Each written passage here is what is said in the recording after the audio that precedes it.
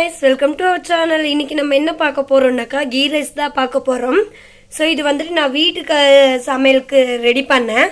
அப்படியே இது ஒரு vlog-ஆ போட்டுறலாம்னு சொல்லிட்டு நான் உங்களுக்கு காட்றேன் பாருங்க.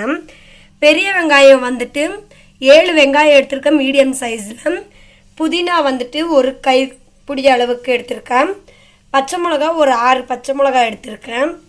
இஞ்சி பூண்டு பேஸ்ட் வந்துட்டு 2 ஸ்பூன் போட்டுக்கோங்க. 2 ல இருந்து 3 ஸ்பூன் போட்டுக்கோங்க.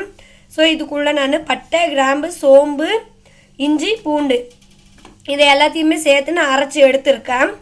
ஸோ ஓகே, இவ்வளோதான் இதுக்கு தேவையான பொருள். அப்புறமா நெய் வந்துட்டு உங்களுக்கு தேவையான அளவு எடுத்துக்கோங்க. ஸோ ஓகே, வாங்க இது இப்போ எப்படி செய்ய போகிறோன்னு சொல்லிட்டு உங்களுக்கு நான் காட்டுறேன். இப்போ வாங்க நம்ம வீடியோக்குள்ளே போகலாம். ஓகே கைஸ், இப்போ நல்லா குக்கர் நல்லா காஞ்சிருச்சு. குக்கர் காஞ்சதுமே நான் தேவையான அளவு நெய் சேர்த்துக்கிறேன். ஸோ நெய் உங்களுக்கு எந்த அளவுக்கு தேவையோ அந்த அளவுக்கு சேர்த்துக்கோங்க. இதுக்கு வந்துட்டு நெய் அதிகமாக சேர்த்துனா தான் நல்லா இருக்கும். நான் பாதி நெய் பாதி ஆயில் சேர்த்துக்கிறேன். ஓகே, ஸோ இது நல்லா சூடேறட்டும்.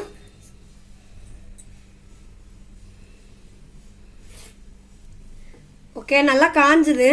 ஸோ இது காஞ்ச உடனே நம்ம பச்சை மிளகா 6 பச்சை மிளகா நம்ம வெட்டி வச்சுருக்குறோம். ஸோ அதை சேர்த்துக்கலாம் எண்ணெயில்.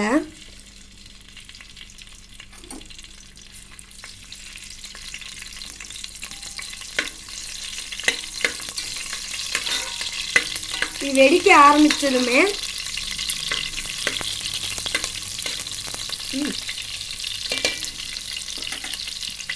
நம்ம ஒரு கைப்பிடி அளவுக்கு இருக்கிற புதினாவை சேர்த்துக்கலாம்.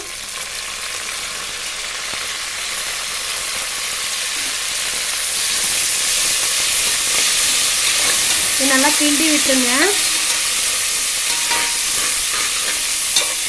புதினாவை எதுக்காக நான் ஆயிலில் சேர்க்குறேன்னு சொல்லி கேட்டிங்கன்னாக்கா, இந்த புதினாவோட ஃப்ளேவர் வந்துட்டு உங்களுக்கு வெங்காயத்துலலாம் சேர்ந்துட்டு சாதம் வந்துட்டு நீங்கள் சாப்பிடும் போது வந்துட்டு சூப்பராக இருக்கும் டேஸ்ட்டு. ஸோ அதுக்காக தான் நான் இப்போது ஆயிலில் சேர்த்துருக்கேன். அடுத்து 7 பெரிய வெங்காயம், அதாவது மீடியம் சைஸில் இருக்கிற வெங்காயம் 7 வெங்காயம் சேர்த்துருக்கேன். நீங்கள் ரொம்ப பெருசாக இருந்தாக்கா 3 வெங்காயம் சேர்த்துக்கோங்க போதும். ஸோ இப்போ அந்த வெங்காயத்தை நம்ம சேர்த்துக்கலாம்.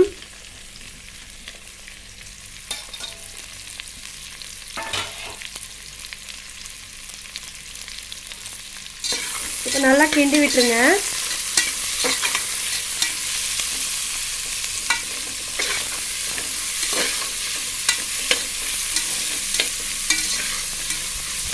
வெங்காயம் ஒரு அளவுக்கு கொஞ்சம் ப்ரௌன் கலராக வந்ததுக்கப்புறம் நம்ம இஞ்சி பூண்டு பேஸ்ட்டு சேர்த்துக்கலாம். இது வந்துட்டு நான் மத்தியானம் லஞ்சுக்கு ப்ரிப்பேர் பண்ணிகிட்ருக்கிறேன். ஸோ அதனால் உங்களுக்கு ஒரு vlog-ஆ போடுறலாம் அப்படின்னு சொல்லிட்டு நான் இதை ரெடி பண்ணிகிட்ருக்கிறேன். இது கொஞ்சம் ப்ரௌன் கலர் ஆகட்டும்.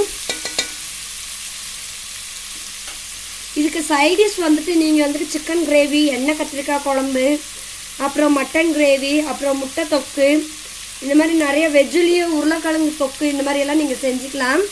ஸோ உருளைக்கிழங்கு தொக்கு ஒரு நாள் செப்பரேட்டாக அது ஒரு vlog-ஆ உங்களுக்கு எடுத்து போடுறேன்.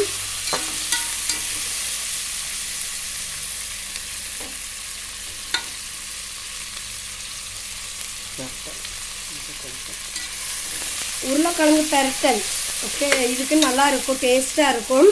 ஸோ அது உங்களுக்கு ஒரு நாள் ஒரு vlog-ஆ உங்களுக்கு நான் எடுத்து போட்டுடுறேன்.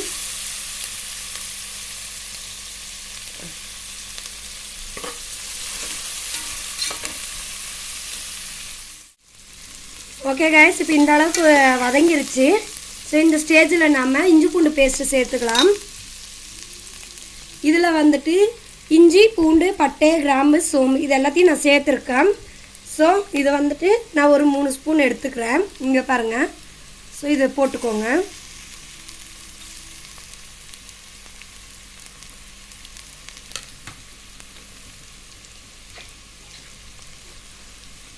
போட்டு நல்லா கிண்டி விட்டுருங்க. பச்சை வாசம் போகிற அளவுக்கு நல்லா வதக்கி விட்டுருங்க.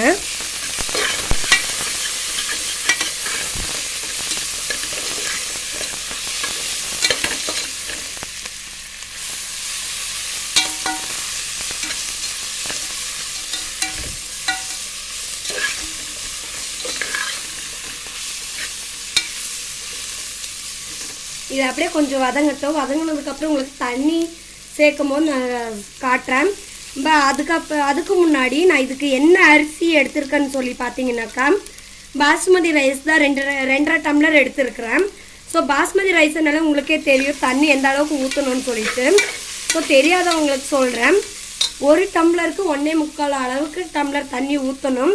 ஸோ நீங்கள் அரிசி எந்த டம்ளரில் அளக்குறீங்களோ அந்த டம்ளரில் தான் ஊற்றணும். ஓகே, இப்போ நான் வந்துட்டு அரிசியை வந்துட்டு இந்த டம்ளரில் அளந்துருக்கிறேன். ஸோ இந்த டம்ளரில் 1 டம்ளருக்கு 1.25 டம்ளர் தண்ணி ஊற்ற போகிறேன். 2.5 டம்ளர் அரிசிக்கு 3 டம்ளர் தண்ணி நான் ஊற்ற போகிறேன். ஓகேங்களா? ஸோ நான் உங்களுக்கு தண்ணி சேர்க்கும் போது உங்களுக்கு நான் காட்டுறேன். ஓகே காய்ஸ், இப்போ பாருங்கள். ஸோ நல்லா வதங்கிருச்சு. இந்த ஸ்டேஜுக்கு வந்ததுக்கப்புறம் இங்கே பாருங்கள், நான் வந்துட்டு 3 டம்ளர் அளவுக்கு தண்ணி எடுத்து வச்சுருக்கிறேன். ஸோ அதை சேர்த்துக்கிறேன்.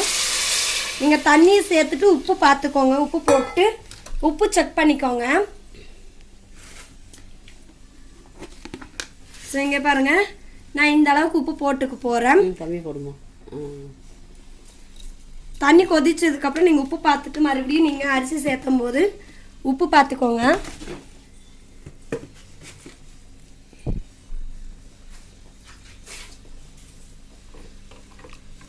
ஓகே, இந்த தண்ணி நல்லா கொதிக்கட்டும். கொதிச்சதுக்கப்புறம் நாம் கழுவி ஊற வைக்கல நான். ஸோ கழுவி வச்ச அரிசியை நான் தண்ணி கொதிச்சதுக்கப்புறம் சேர்த்துக்கிறேன். ஓகே காய்ஸ், இது கொதிச்சதுக்கப்புறம் உங்களுக்கு நான் காட்டுறேன். ஓகே காய்ஸ், இப்போ தண்ணி பாருங்கள் நல்லா கொதிக்குது. ஸோ இந்த ஸ்டேஜில் நம்ம அரிசியை போட்டுட்டு உப்பு பார்த்துக்கலாம். நான் 1 டம்ளருக்கு 1.25 டம்ளர் தண்ணி கணக்கு பண்ணி நான் ஊற்றிருக்கிறேன். ஸோ நீங்கள் எத்தனை டம்ளர் தண்ணி எடுத்துக்கிறீங்களோ அத்தனை டம்ளருக்கான தண்ணியை அளந்து ஊற்றிக்கோங்க. அரிசி எத்தனை டம்ளர் தண்ணி எடுத்துக்கிறீங்களோ அத்தனை டம்ளர் தண்ணி எடுத்துக்கோங்க. சாரி காய்ஸ், அரிசி கொஞ்சம் உளருது.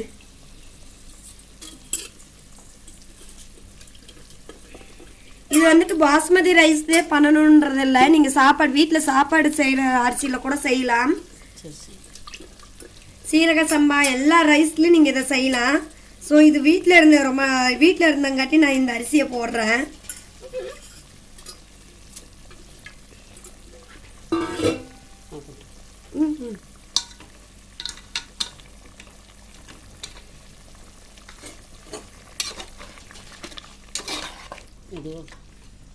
அதிகமாக கிண்டக்கூடாது, ஏன்னா அரிசி உடஞ்சிரும்.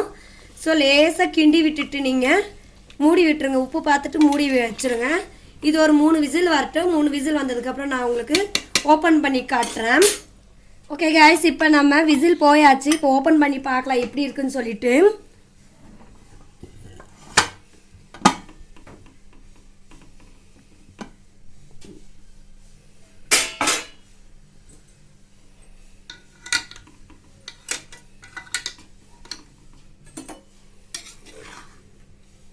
சூப்பராக வந்திருக்கு காய்ஸ். இது இப்போ நான் உங்களுக்கு பிளேட்டில் சர்வ் பண்ணிவிட்டு, ஸோ இதுக்கு சைட் டிஷ்ஷும் உங்களுக்கு வச்சு உங்களுக்கு நான் காட்டுறேன் எப்படி இருக்குன்னு சொல்லிட்டு.